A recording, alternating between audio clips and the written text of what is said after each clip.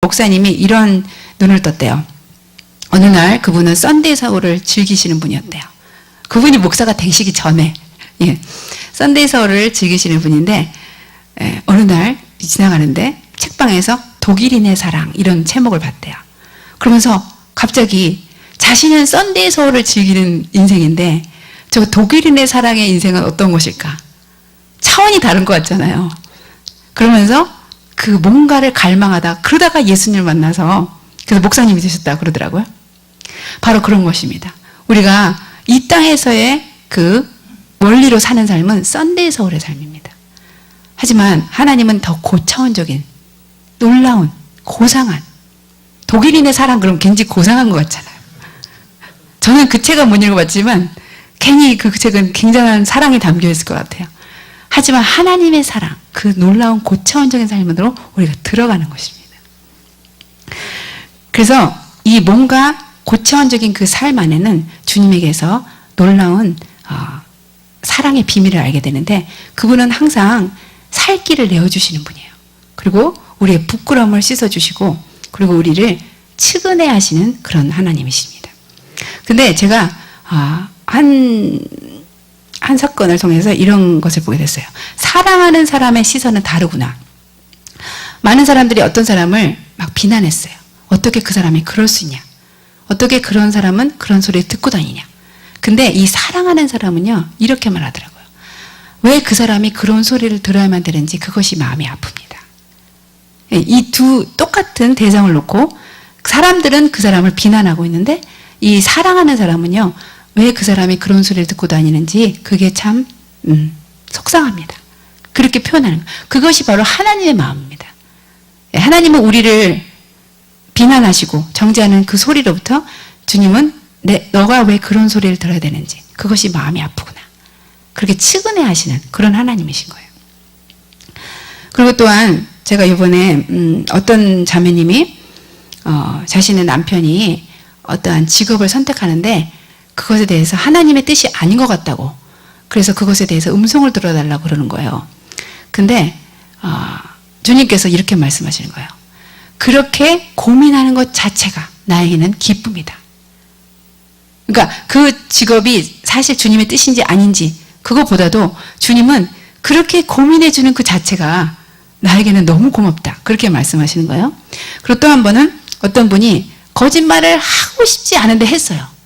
너무나 이것은 진짜 거짓말을 해서는 절대 안 돼. 근데 거짓말을 할 수밖에 없었어요. 그땐 주님이 저한테 말해요. 그 거짓말을 할 수밖에 없는 그때의 그 아이의 입술에서 그 떨리는 입술에서 그 마음의 고통을 내가 아는 것만으로도 족하다. 그렇게 말씀하시는 거예요. 근데 이거는요 침묵이라는 소설에도 나옵니다. 침묵에 보면은 그 십자가를요 일본인들이 그 크리스천들을 박해할 때 그 십자가를 밟으라 그래요. 그럴 때 한 신부님이 아마 페오도로 신부였던 것 같아요. 근데 성도님 자신의 생도와 성도들이 고문당한 앞에서 그 십자가를 밟으면 이제 배교가 되는 거잖아요. 근데 그 생도를 보면서 그 고문당하는 그들을 보면서 울부짖을 때 주님께서 그러셨대요. 밟아라. 나는 밟히기 위해서 존재한다. 너의 밟는 그 발이 더 아프리라. 그렇게 말씀하셨대요. 물론 여러분 그러면 그건 배교잖아요. 그건 배교잖아요. 그러면 안 되잖아요. 그렇게 할 수 있지만 나는 그 속에서 주님의 마음을 보는 거예요.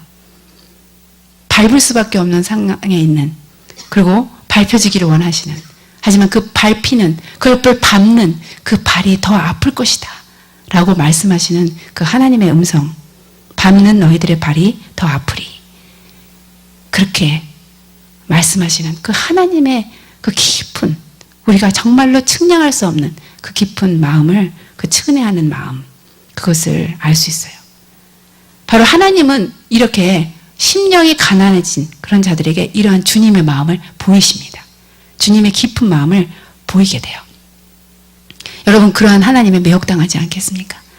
예, 우리를 그저 측은하게 보시고 자식은요 아무리 남들이 뭐라 그래도 내 자식은 부모로서는 측은한 것입니다. 그냥 불쌍한 것입니다. 그것이 바로 하나님 우리를 보시는 모습이에요. 그리고 이렇게 심령이 가난한 자에게는 또한 메리지 와인이 부어져요. 그래서 여러분 성만찬은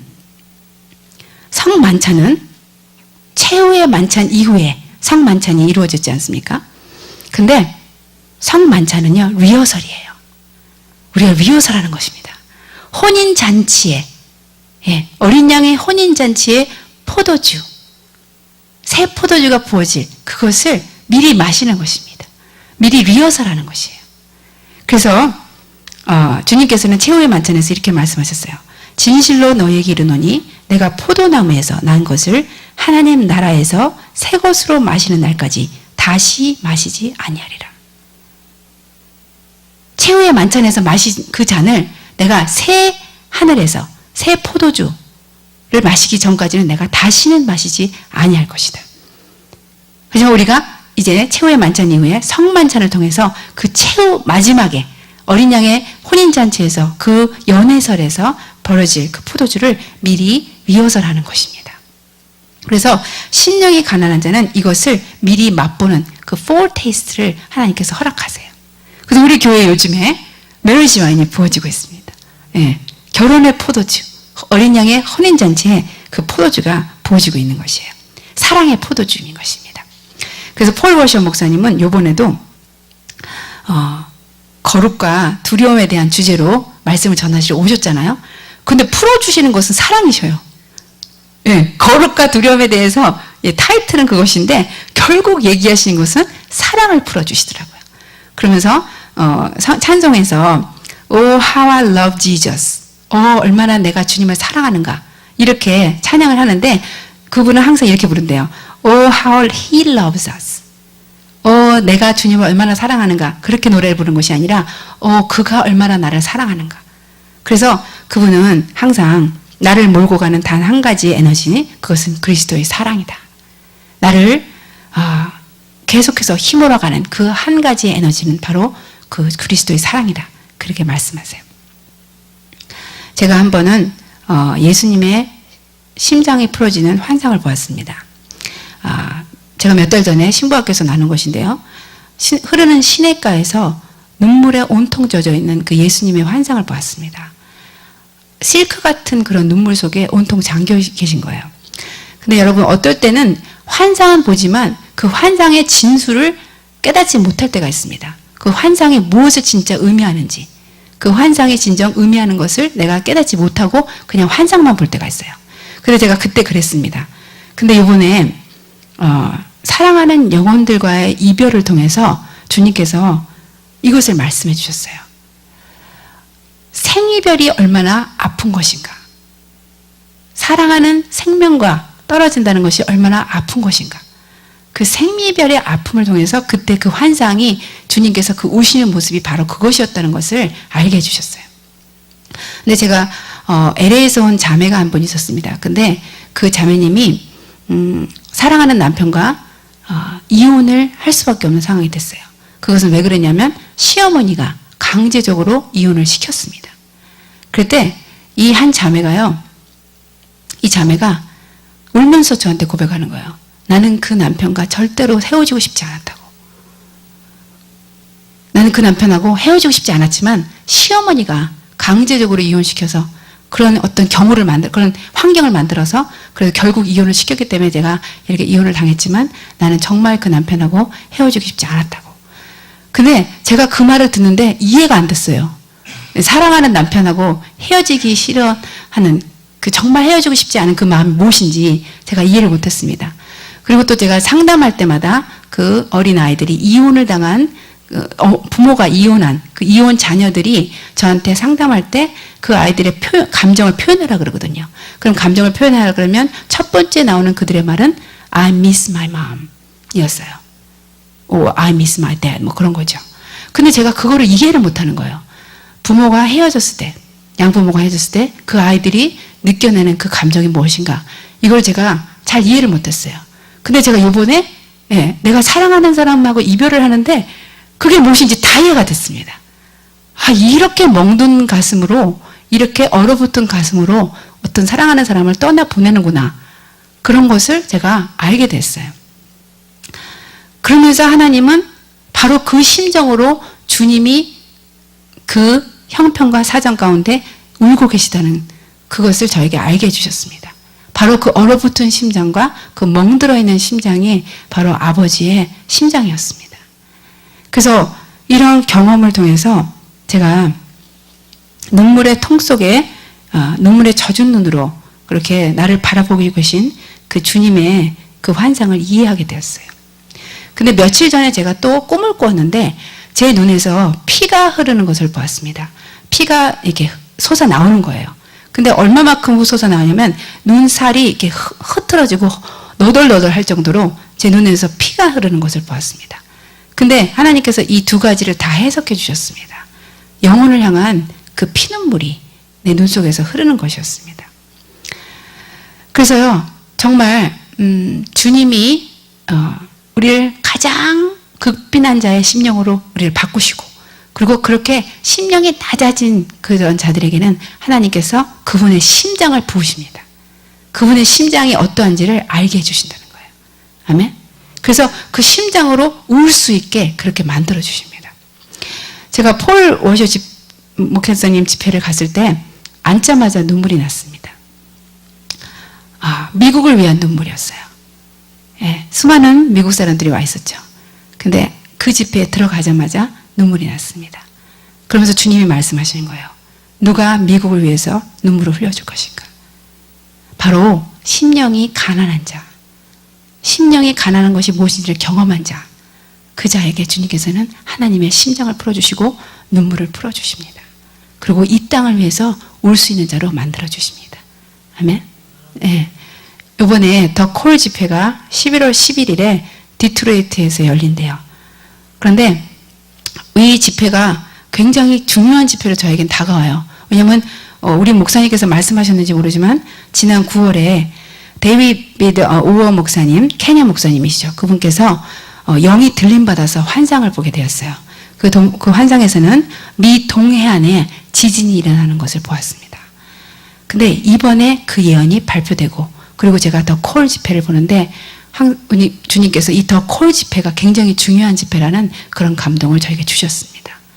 이 시간 주님께서는 우리에게 이 미국을 위해서 울 자들을 찾는다고 말씀하세요. 미국을 위해서 울 자들, 울어줄 자가 누구인가? 그 심장을 부여받은 자들인데, 그 심장을 부여받은 자들은 심령이 극빈한 자들, 아버지의 심장을 그래서 받을 수밖에 없는 그런 자들일 것입니다. 주님의 눈물을 흘리는 여러분이 되시길 원합니다. 그래서 주님의 영혼들을 위해서 심장에서 흐르는 피처럼 그렇게 흐르는 눈물을 흘리는 여러분들이 되기를 기도합니다. 네, 이 시간 같이 기도하겠습니다. 심령이 가난한 자를 필사적으로 찾으시는 우리 주님, 너에게 나는 내 모든 것을 주기를 원한다. 나의 모든 것을 너에게 주기를 원한다. 하지만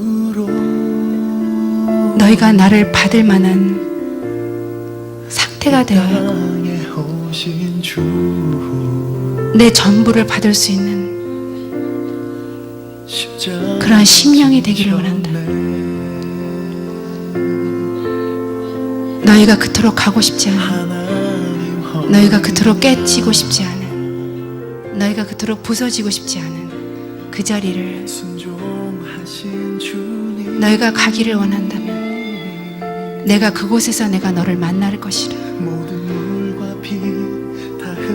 너희가 깨어진 그곳에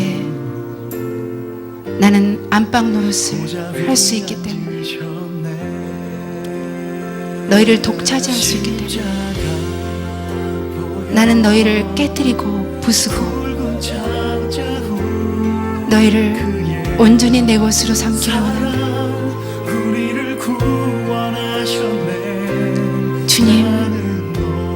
주님이 원하시는 심령이 되어드리고 싶습니다.